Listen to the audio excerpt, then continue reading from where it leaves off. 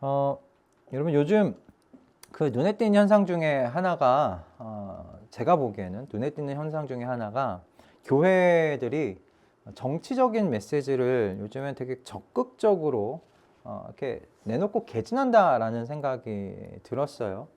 그러니까 특별히 이제 목회자분들이죠. 특별히 목회자분들이 강단에서 자기의 정치적인 견해를 드러내놓고 또 어떨 때는 어떤 정치적인 노선을 걷는 것이 옳다라고 언급하는 일들이 굉장히 부쩍 많아지고 있다라는 그런 생각이 듭니다. 그래서 여러분 이런 설교를 계속 듣게 되는 성도님들 중에는 그 시험에 드시는 분들이 왕왕 생기시는 것 같아요.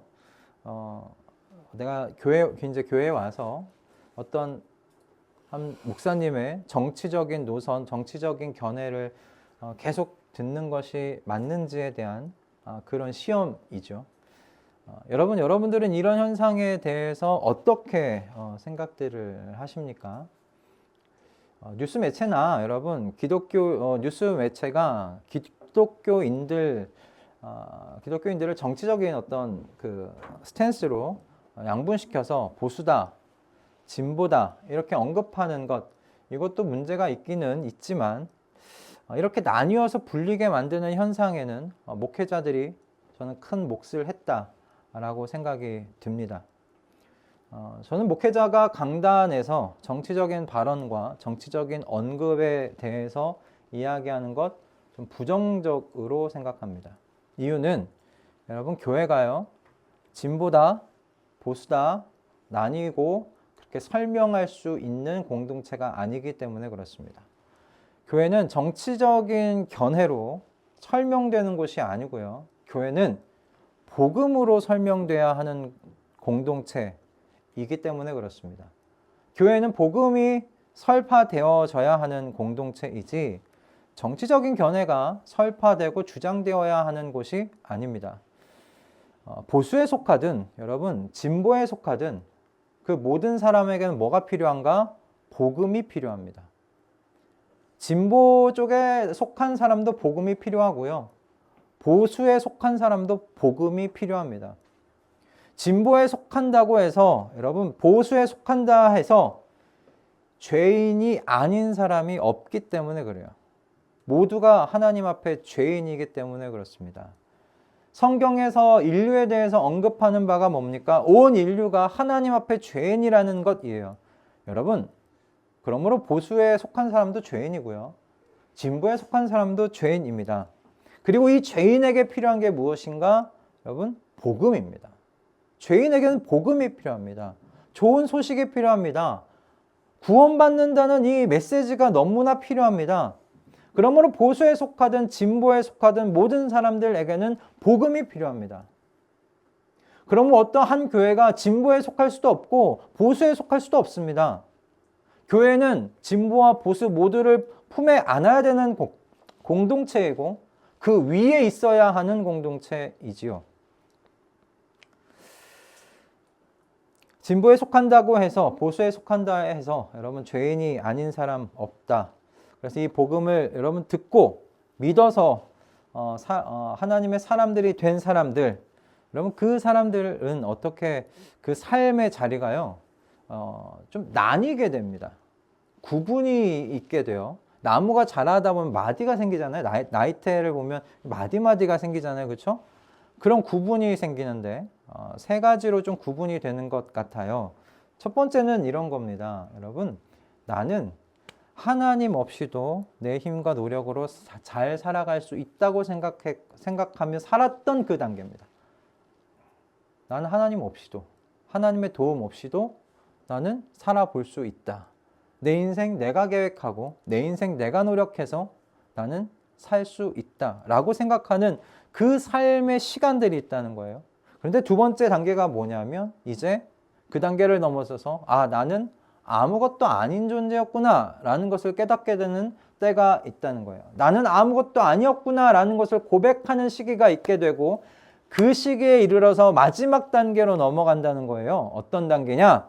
나는 하나님의 것입니다 라는 그 고백의 시기로 넘어가게 되더라는 겁니다. 나는 하나님의 것이 되었습니다 라는 이 자신의 그 정체성을 그렇게 하나님께 두는 마지막 단계에 이르게 되더라는 겁니다. 성경 속에 나타나는 인물들이 대부분 이렇게 세 가지의 단계를 거친 것 같아요. 그 중에 도드라지게 이 세 가지의 경계가 확실하게 나뉘는 인물이 저는 모세인 것 같습니다. 모세는 정말 이 단계가 확실하게 나뉘어집니다. 여러분 40세 때까지 모세가 이집트에서 왕자로 있었습니다. 그죠? 이집트 왕자 애니메이션도 있잖아요. 40세까지 이집트에서 왕자로 살았습니다. 그때 이 모세가 가지고 있던 생각이 무엇입니까? 왕자로서 권세와 능력이 있었죠. 그는 그리고 굉장히 스마트했습니다. 굉장히 능력가였습니다. 그러므로 모세는 자신의 이 스마트함과 능력과 권세로 내 동포들을 이집트에서 자유하게 해줄 수 있을 줄로 알았습니다. 그런데 어떻게 됐나? 쫓겨났습니다. 도망자가 됐습니다. 미디안 광야로 도망가야 했습니다. 그래서 40세부터 80세까지 그 광야에서 어떻게 살았냐면 실패자로 살았습니다. 그래서 나는 아무것도 아닌 존재로 그렇게 생각하며 살았어요. 이렇게 있다가 늙어서 죽는 게 내 마지막 여생이라고 생각했던 것이 모세의 두 번째 기간이었습니다. 그런데 그 기간에 있었던 모세를 하나님께서 만나주셨죠. 만나주셔서 80세에서 120세까지 어떻게 살았습니까? 모세가 나는 하나님의 것이다 라는 그 자신의 정체성 아래에서 하나님의 종으로 하나님의 도구로 그렇게 모세가 살아왔죠. 여러분 그래서요 이거를 이재철 목사님이라고 계신데 이재철 목사님께서 모세의 이런 삶을 두고서 영어로 좀 그럴싸하게 이렇게 이야기를 하셨습니다. 40세까지 나와 있지 않나 놔두십시오. 이따가 보면 될 것 같아요. 40세까지는 I am something이라고 생각했고 40에서 80세까지는 I'm nothing이라고 생각했던 시기다. 그리고 80세에서 120세는 I am God's. 나는 하나님의 것이다. 라고 생각했던 그 시기다라고 이야기했대. 그렇게 나눌 수 있다고 하시더라고요. 저도 굉장히 공감했습니다. 저는 여러분 저희 중에도 진보가 있을 수 있고요. 보수가 있을 수 있다고 생각을 합니다. 그러나 그 견해에 하나님의 뜻이라는 말을 여러분 붙이진 않으셨으면 좋겠습니다. 왜냐하면 하나님의 이 뜻이 진보라는 틀 안에 그리고 보수라는 틀 안에 가두어져서 해석되기에는요 너무나 크고 신비롭기 때문에 그렇습니다. 오히려 하나님의 뜻은 어떤 땐 진보라는 색으로 어떨 땐 보수라는 색으로 그 양쪽의 틀 안에서 발견되는 것이 아닌가 싶어요. 그렇게 우리에게 그리고 교회에게 중요한 것은 우리 모두가 하나님의 것으로서 여러분 자신을 드러내고 하나님의 것으로서 살아가는데 초점 맞춰야 되지 않겠느냐라는 겁니다. 저는 오늘 이 본문이 그러므로 이제 죄인에서 하나님의 것 되었다 고백하는 우리 모두에게 그럼 하나님의 것으로 살아가려고 할 때 우리가 어떻게 살아가야 되는가라는 가이드북이 되어줄 수 있겠다 생각이 들었습니다. 바라기는 오늘 이 말씀이요 하나님의 것으로 살아가기를 결단하고 어떻게 하나님의 것으로서 살아갈 수 있을지에 대한 진지한 여러분 고민이 시작되게 되시는 오늘의 이 말씀의 시간, 오늘 이 예배의 시간 되어지기를 주님의 이름으로 축복합니다. 아멘. 오늘 본문의 말씀 우리 함께 읽을 텐데요. 한 절 한 절 우리 교독하시고 마지막 15절은 합독하도록 하겠습니다. 9절 말씀 제가 읽겠습니다. 그 사람은 곧 나아서 자리를 걷어가지고 걸어갔다. 그날은 안식일이었다. 유대 사람들은 병이 난 사람에게 말하였다. 오늘은 안식일이니 자리를 들고 가는 것은 옳지 않소. 그 사람이 대답하였다. 나를 낫게 해주신 분이 나더러 내 자리를 걷어가지고 걸어가거라 하셨소. 유대 사람들이 물었다. 그대에게 자리를 걷어가지고 걸어가라고 말한 사람이 누구요? 그런데 병 나은 사람은 자기를 고쳐주신 분이 누구인지를 알지 못하였다. 거기에는 사람들이 많이 붐비었고 예수께서는 그곳을 빠져나가셨기 때문이다. 그 뒤에 예수께서 성전에서 그 사람을 만나서 말씀하셨다. 보아라, 내가 말끔히 나았다. 다시는 죄를 짓지 말아라. 그리하여 더 나쁜 일이 너에게 생기지 않도록 하여라. 함께 읽겠습니다. 그 사람은 가서 자기를 낫게 해주신 분이 예수라고 유대 사람들에게 말하였다. 아멘. 오늘 우리가 지금 읽은 이 본문의 사람 38년 된 병자였죠. 우리가 지난주에 함께 이 38년 된 병자를 놓고서 이야기를 나눴었습니다. 그런데 이 38년 동안 병자였던 사람과 유대인들이 지금 대화하는 것을 이야기하는 것을 잘 들여다보면 이 사람이 예수님의 자비와 은혜를 받기에 합당한 사람인가? 라는 생각이 문득 드실 수가 있으실 것 같아요. 이 사람 정말 합당한 사람인가? 뭐 고침받기에 이런 은혜 받을 만한 사람인가? 라는 거예요. 일단 이 사람이 여러분 어땠는가? 자신을 고쳐주신 분이 예수님이다 라는 사실도 몰랐어요. 그죠? 몰랐어요. 예수님께서 물론 말씀에는 그를 고쳐주시고 그 수많은 인파 속으로 숨으셨기 때문에 그럴 수 있다고 생각이 들어요. 그렇다면 여러분 38년 동안 병들었잖아요. 그죠? 38년 동안 병들고 그 병에 짓밟힌 채로 갇혀서 살았는데 그 병에서 구원해 준 사람 여러분 수소문에서 찾으시겠어요? 안 찾으시겠어요? 찾아야죠. 어떻게든 수소문에서 찾아서 얼굴 보고 고맙다라는 이야기 해야 되지 않겠습니까? 근데 이 남자 예수님을 수소문에서 찾는다라는 이야기가 전혀 없습니다. 예수님을 나중에 성전에서 예수님이 찾아가서 만났어요. 그죠? 이 사람이 예수님을 수소문에서 만난 게 아니라 예수님께서 성전에 있던 이 사람에게 다가가서 말씀하셨어요. 여러분, 근데 이 사람이 예수님께 감사하다고 고맙다고 말한 대목이 있나요? 안 남아 있습니다. 오히려 이 사람이 어떻게 했어요?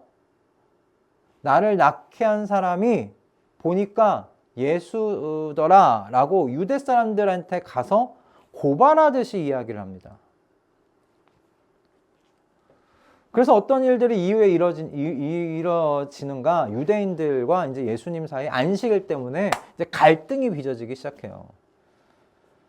여러분 병이 낫고 나서 보여주는 이 38년 된 병자의 모습. 여러분 과연 이 사람이 예수님의 자비와 은혜를 받을 만한 사람인 것 같습니까? 저는 눈 씻고 찾아봐도 이 사람이 이렇게 큰 은혜를 받을 만한 사람 같아 보이지를 않더라고요. 여러분 그런데요. 여러분 이것이 잘 기억하십시오. 이것이 하나님의 방식입니다. 이것이 하나님의 방식입니다. 은혜 받을 만하지 않은 사람들에게 은혜 주시는 분이 하나님의 방식입니다. 사랑받을 만한 구석이 없는 사람을 사랑하시는 것이 하나님의 일하심이더라고요. 합당하지 않은 사람들에게 하나님의 자비와 사랑과 은혜를 흘려보내시는 것이 하나님의 일하시는 방식이더라고요. 여러분 예수 그리스도의 십자가가 여러분 이와 같이 일하시는 하나님의 여러분 방식의 일하심의 극치입니다. 여러분 사도 바울이 그래서 십자가를 이렇게 이야기를 했습니다. 로마서 말씀인데요. 로마서 5장 8절 말씀입니다. 함께 좀 앞에 보시고 읽도록 하겠습니다. 자, 시작. 그러나 우리가 아직 죄인이었을 때 그리스도께서 우리를 위하여 죽으셨습니다. 이리하여 하나님께서는 우리들에 대한 자기의 사랑을 실증하셨습니다. 아멘. 여러분 하나님께서 자비와 사랑과 은혜를 주시는 시점이 어떻습니까? 말씀 계속 좀 띄워놓으실래요? 저와 여러분이 하나님의 하나님의 자녀가 되고 나서부터 하나님께서 자비를 흘려보내 주시고 사랑을 흘려보내 주시고 은혜를 흘려보내 주십니까? 이 말씀 보면 어떻게 되어 있어요? 언제부터 하나님께서 우리에게 사랑과 자비와 은혜를 흘려보내 주십니까? 그러나 우리가 아직 죄인 되었을 때입니다. 하나님과 상관없이 살아갔을 때, 하나님 인정하지 않으며 살아갔을 때, 우리가 아직 죄인 되었을 때부터 하나님께서 우리에게 사랑을 흘려보내주셨고 우리에게 은혜를 흘려보내주셨고 우리에게 자비를 흘려보내주신 겁니다. 우리가 그걸 받을만 했기 때문에 주신 게 아니라 받을만 하지 않았음에도 불구하고 주셨다라는 말씀입니다. 우리가 기억하기 전부터 하나님의 사랑은 이것입니다. 하나님의 은혜는 이런 것입니다. 하나님의 자비는 이런 것입니다. 라고 우리가 그런 하나님의 자비와 은혜, 사랑을 기억하기 전부터 하나님의 사랑이 시작되었다라는 말씀입니다. 여러분, 그런데 그걸 우리도 하고 있어요, 사실은. 여러분 한번 기억해 보세요. 저희 아들이 진짜 할아버지한테 업혀 다녔거든요. 그 갓난아기 때 일본에서도 할아버지 그 배 힘든데 할아버지가 안고 다녔어요. 근데 그걸 기억을 못해요. 그렇게 사랑을 많이 받았는데 기억이 안 나요. 여러분, 여러분이 기억하시는 부모의 사랑은 언제부터세요? 여러분이 기억하는 부모님께 사랑받았다고 기억하는 그 사랑은 몇 살 때부터가 기억나십니까? 5살. 와, 그것도 정말 대단한 것 같아요. 어떤 사람은 3살 때 것도 기억은 하긴 하더라고요. 여러분, 그런데 여러분, 자녀에 대한 부모의 사랑과 애정이 언제부터 시작되는지 알아요? 언제부터입니까? 뱃속에서부터. 그렇죠. 뱃속에서부터. 정답. 저희 아들에 대한 사랑이 언제부터 시작되냐면, 저 아이를 이렇게 사진 찍고 나오잖아요. 초음파 사진. 그 점으로 보였을 때부터 사랑과 애정이 시작됐습니다. 점으로 보였을 때부터 사랑과 애정이 시작이 되었어요. 그럼 임신 중에 진짜 아이에게 조금이라도 나쁜 영향이 있을까봐 감기가 심하게 와도 감기약을 못 먹습니다. 엄마들이. 아니, 못 먹는 게 아니라 사실 안 먹으려고 해요. 괜찮다고 이야기하는 약이 있어도 안 먹어요. 왜? 혹시 모르니까. 혹시 모르니까 약을 안 먹어요. 두통이 와도 두통약, 그게 혹시라도 안 좋은 영향을 미칠까봐 두통까지도 약을 안 먹고 그냥 참아냅니다. 엄마가 그래요. 저희 아내가 더 독한 때가 있었습니다. 제가 진짜 독하다 생각이 들었어요. 대상포진이 왔어요. 아이를 임신했을 때. 대상포진 진짜 아프잖아요. 뭐 약을 그래도 먹을만 한데 혹시 몰라 대상포진을 약 안 먹고 이겨냈어요.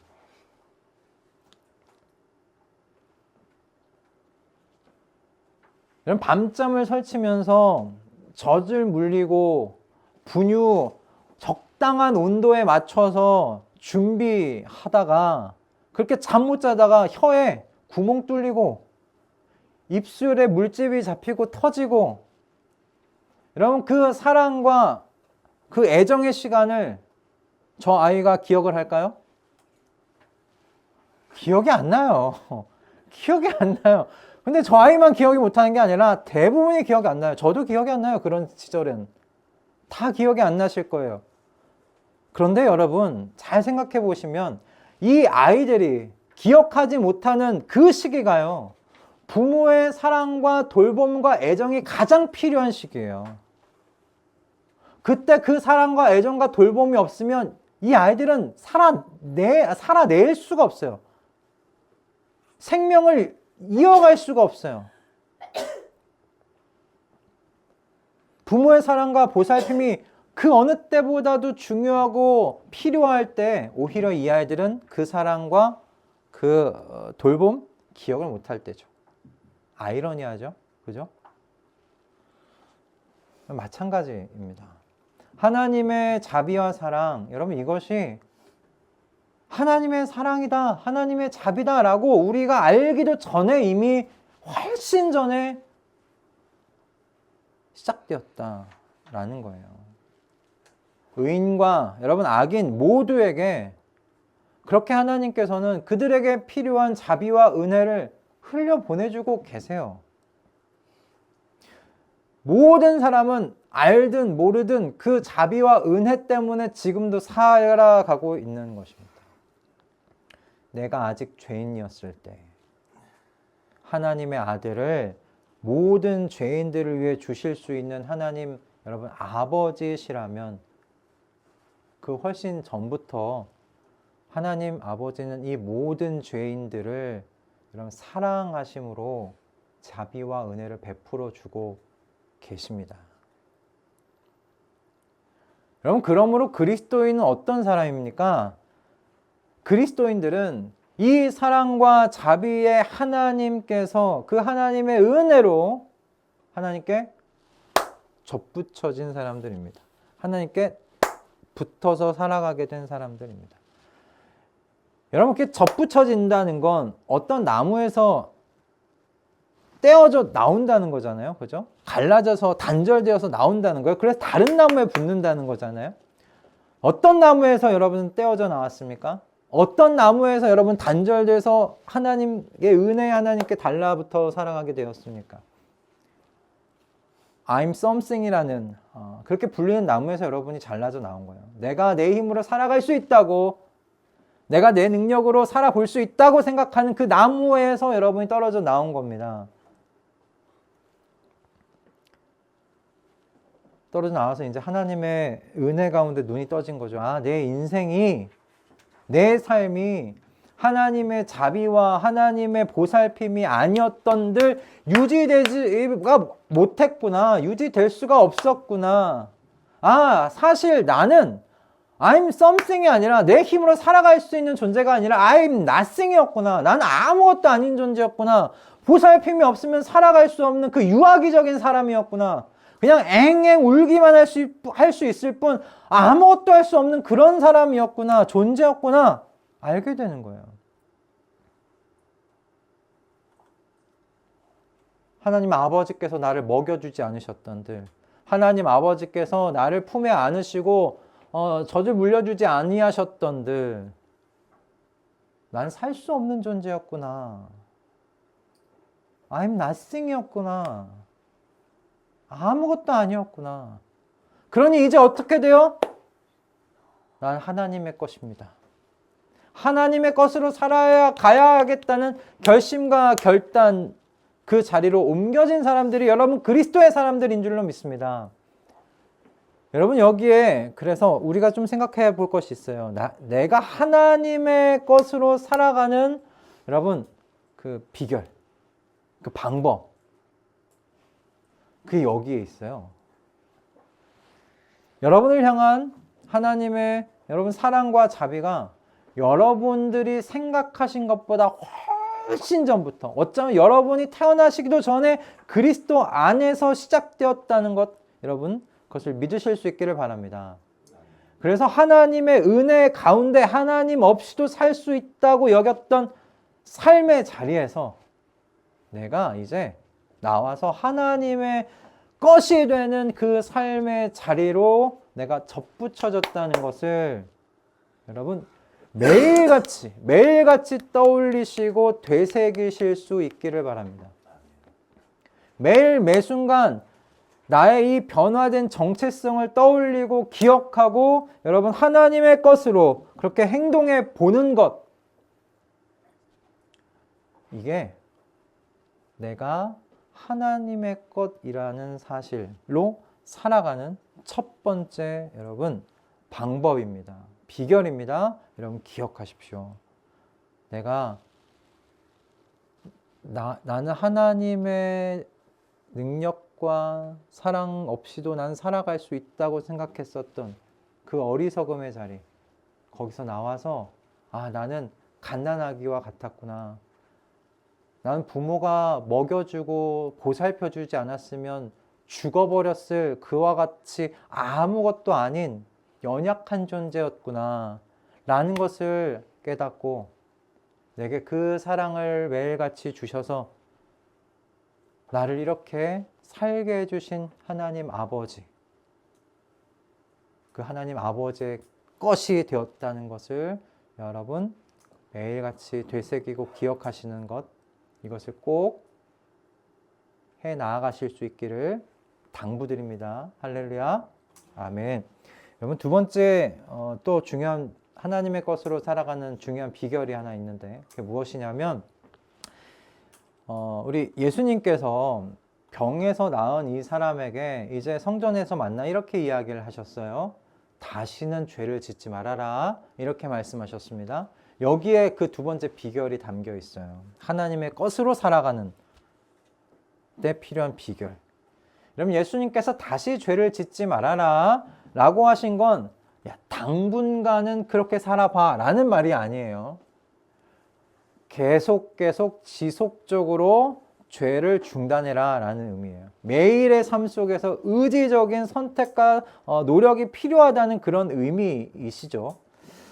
그런데 여러분 다시는 죄를 짓지 말아라 라고 예수님께서 말씀하실 때 이 죄를 짓지 말아라 하는 이 죄에 대한 우리가 좀 오해가 있는 것 같아요.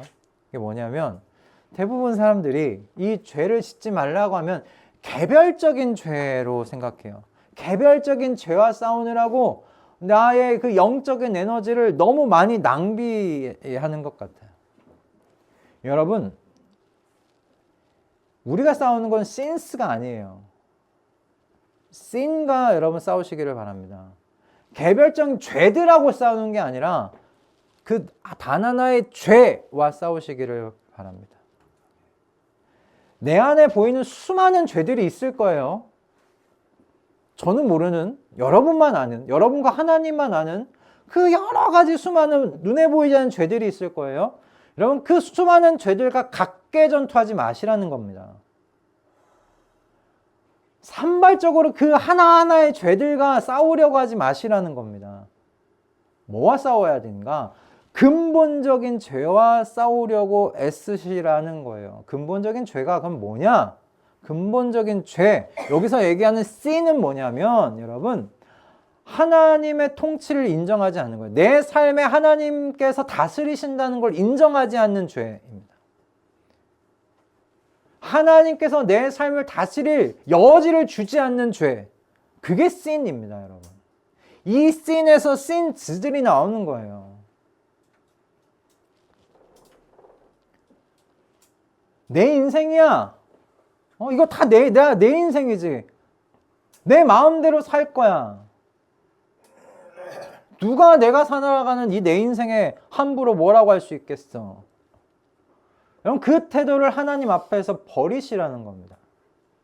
나를 치유하시고 나를 구원하신 하나님께서 내 주인 되심을 인정하는 영적인 태도에 몰입하시라는 말씀이에요. 신과 싸우라는 얘기는 그겁니다. 신과 그렇게 싸우다 보면 sins는 없어져 가는 거예요. 내 안에 아직도 잔존하고 있는 여러분 이 근본적인 죄, 근원적인 죄와 싸우는 삶을 깨어서 지속하는 것이 여러분 하나님의 것으로 살아가는 비결입니다. 여러분 이거 한번 이렇게 예화를 들어볼까요? 여러분 매기 효과라고 하세요? 매기 효과? 매기 효과? 오, 끄덕끄덕. 혹시 그 매기 효과가 그거 아니에요? 연애 프로그램에 매기 등장하면 그거 같은데. 여러분 매기 효과가 비슷합니다. 그런 데서 나온 거긴 한데 여러분 장시간 활어를 차에다 놓고 운반해 갈 때 천적이 되는 물고기 뭐 한두 마리 수조에 함께 넣으면 다른 활어들이 잡아먹히지 않게 해서 계속 움직이다 보니 훨씬 싱싱한 상태로 이렇게 도착한다라는 데에서 나온 매기 효과예요. 그러니까 미국과 유럽에서 실제로 그랬대요. 그 정어리나 청어를 운반할 때 거기에 그러니까 매기 한 마리를 집어넣는다는 거예요. 그러면 이 정어리나 청어가 매기를 피해 다니려고 하다 보니 이렇게 굉장히 싱싱한 상태로 도착하는 것. 그래서 매기 효과라는 말이 거기서 나온 겁니다. 꼭 매기만 들어갈 건 아니잖아요. 천적이 매기만 있는 건 아니니까. 여러분 마찬가지예요. 우리가 하나님의 것으로서 싱싱하게 하나님의 것으로서 싱싱하게 살아있으려면 어떻게 해야 되는가? 그냥 느그적해서 나 될 대로 되라. 난 편하게 살란다. 이게 아니라 내 안에 있는 근본적인 죄, 하나님의 통치를 인정하지 않는 죄, 하나님께 나를 다스리시는 걸 거부하려는 그 죄와 싸우는 걸 멈춰서는 안 된다라는 거예요. 이 근원적인 죄를 어떤 의미에서 매기라고 여러분 생각하시면 될 것 같아요.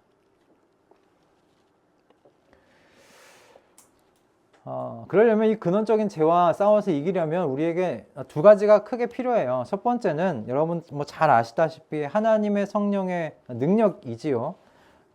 우리는 아무것도 없어요. nothing입니다. 우리는 nothing이에요. 아무것도 없습니다. 그래서 전쟁에서 여러분 이기기 위해서는 능력이 있어야 하는 것처럼 우리는 이 근원적인 죄와의 싸움에서 하나님의 능력이 필요합니다. 그건 분명합니다. 그런데 두 번째 필요한 게 뭐냐? 여러분 두 번째가 뭐냐면 여러분 우리가 하나님께 몰입하는 태도가 필요해요. 하나님께 몰입하는 태도가 필요합니다. 좀 예화를 하나 좀 말씀드리면서 이야기를 하고 싶어요. 한 젊은이가 있었습니다. 한번 뭐 영상을 이미지를 보시면서 들었으면 좋겠습니다. 한 젊은이가 있었습니다. 이 젊은이가 굉장히 지혜로운 왕을 찾아서 이렇게 이야기를 했다고 합니다. 폐하, 이 세상에서 어떻게 성공할 수 있는지를 그 비결을 제게 좀 가르쳐 주십시오. 이 똑똑해 보이는 젊은이가 왕에게 나와서 그렇게 물어봤어요. 그랬더니 왕이 뭐라고 이야기를 했냐면 물이 가득 찬 물동이를 젊은이에게 이렇게 주면서 그 물동이를 머리에 이고 시장을 한 바퀴 돌아보면 비결을 알려주겠다. 그렇게 이야기를 하고 대신에 그 머리에 인 물동이에서 물을 한 방울이라도 흘리면 그 대가로 너의 목숨을, 너의 생명을 내가 갖겠다. 그렇게 선포를 한 거예요. 여러분 어떠시겠습니까? 머리에 물이 찰랑찰랑 이는 항아리를 들고 메고 여러분 그 시장을 한 바퀴 돌 때 어떻게 걸으시겠어요? 살금살금. 그쵸? 한 방울이라도 흘리면 안 되잖아요. 정말 조심조심 그렇게 발을 뗐을 거예요. 온 신경을 집중해서 이렇게 여러분 시장을 한 바퀴 돌고 왔어요. 왔더니 왕이 청년에게 이렇게 묻는 겁니다. 그대가 시장 바닥에서 무엇을 봤고 또 무슨 소리를 들었는가? 왕이 청년에게 물어봤습니다. 그 청년이 그때서야 물동이에 집중하느라고 복잡하게 짝이 없는 그 시장에서 아무것도 듣지 못했고 아무것도 보지 못했다는 것을 알았어요. 그래서 청년이 이렇게 이야기했습니다. 폐하, 제가 머리에 이고 있던 물동이 때문에 송구스럽게도 제가 듣거나 본 것이 아무것도 없습니다. 어떻게 하면 좋습니까? 그랬더니 지혜로운 왕이 이렇게 이야기를 했다고 해요. 그대가 집중하는 것을 위해, 그대가 성공하기를 원하는 그것을 위해서 세상의 모든 소리와 유혹, 그것으로부터 그대를 차단하는 것이 그대가 성공할 수 있는 유일한 길이다 라고 그렇게 이야기를 했다고 합니다. 그대가 집중하는 것을 위해서 세상의 모든 소리와 유혹으로부터 그대를 차단하는 것이 그대가 성공하는 유일한 길이다. 여러분, 이걸 이렇게 좀 이렇게 연결지어서 생각해 보면 좋겠어요. 여러분, 근원적인 죄와의 싸움에서 우리가 이길 수 있어요. 다시는 가서 죄를 짓지 말라고 하신 예수님의 말씀대로 우리는 살 수 있어요. 어떻게 할 때? 하나님께 여러분이 온전히 몰입하실 때. 하나님께 온전히 몰입하실 때 우리는 그렇게 살아갈 수 있어요. 내가 그렇게 살고자 하는 것을 위해서 세상의 모든 소리와 유혹으로부터 우리가 우리 스스로를 잘 차단해 내 갈 때, 그렇게 하나님께 몰입할 때, 그럼 우리는 하나님의 것으로 싱싱하게 살아갈 수가 있을 줄로 믿습니다. 할렐루야. 저는 우리의 이 남은 여생이 우리를 태초부터 그리스도 안에서 사랑하시어 자비와 은혜를 베풀어 주신 그 하나님께 세상의 모든 소리와 유혹을 차단하고 몰입하는 그 같은 삶을 하나님께 드리는 저와 여러분의 남은 여생이 되어지기를 주님의 이름으로 축복합니다. 아멘. 말씀을 좀 정리하도록 하겠습니다. 여러분, 예수님의 제자들 12명이었잖아요. 그죠? 12제자들이었어요. 여러분, 어떤 사람들인지 뭐 잘 아시죠? 12제자들 중에는 어부 출신의 사람들이 있었어요. 못 배운 사람들이죠. 못 배운 사람들도 있고, 여러분 잘 배운 사람들도 있었습니다. 가방끈 긴 사람도 있었어요. 그리고 세금을 징수하던 어떤 사람입니까? 친로마 사람이 있었어요. 마태입니다. 그죠? 그리고 로마에 적대하는 반로마 혁명 조직원이라고 이야기할 수 있는 열심당원에 속하는 그 젤로 시몬이라는 사람도 있었어요. 시몬이라는 사람도 있었어요. 지금 따지면 진보에 있었고 보수에 있었던 사람이기도 해요. 또 급하고 불같은 성격과 야심과 어떤 영광에 대한 욕구로 가득했던 야고보랑 요한이라는 사람도 있었습니다. 어떻게 하면 우리가 더 높은 사람이 될 수 있을까? 그런 욕망으로 가득했던 사람이 야고보와 요한입니다. 그러니까 보면 참 여러 모양의 사람들이 12명, 얼마 안 되잖아요. 12명이잖아요. 12명. 12명인데 그 안에 이렇게 다양한 사람들이 있었어요. 저는 예수님께서 이렇게 다양한 성품과 정치적인 성향의 사람들을 예수님께서 자신에게 이게 모으신 것은 저는 이런 메시지가 있다고 생각이 들었어요. 모든 사람에게는 복음인 나 예수 그리스도가 필요하다 라는 메시지. 그 메시지가 담겨져 있었다 생각이 듭니다. 그리고 이 다양한 사람들이 예수 그리스도로 인해서 한 몸이 될 수 있다는 것과 예수 그리스도와 깊이 오랫동안 교제하면 불같던 사람도 급했던 사람도 자신의 욕망, 자신의 영광을 추구했던 사람도 변화될 수 있다는 것을 예수님은 말씀하시고자 하신 것이 아닐까 싶습니다. 여러분, 여기 불같은 성품의 사람이 요한이 또 대표였거든요. 근데 이 요한이 어떻게 되냐면 나중에 사랑의 사도라는 이야기를 듣습니다. 사람이 변했어요. 저는 우리가 예수 그리스도께서 직접 보여주신 여러분 이 메시지를 세상 가운데 보여주는 성도 그리고 교회가 되기를 소원합니다. 그렇게 나는 하나님의 것입니다. 나는 하나님의 것입니다. 라는 여러분 이 메시지를 우리 이번 한 주도 여러분이 살아가시는 세상의 그 한 복판에서 선언하시고 선포하면서 살아내시는 저 여러분 다 되실 수 있기를 주님의 이름으로 축복합니다. 할렐루야. 아멘. 여러분 우리 다 하나님의 것입니다. 하나님의 것으로 한번 살아가 보십시다. 하나님의 것으로 살아갈 수 있습니다. 여러분 그렇게 우리 살아가시는 저 여러분 되기를 소원합니다.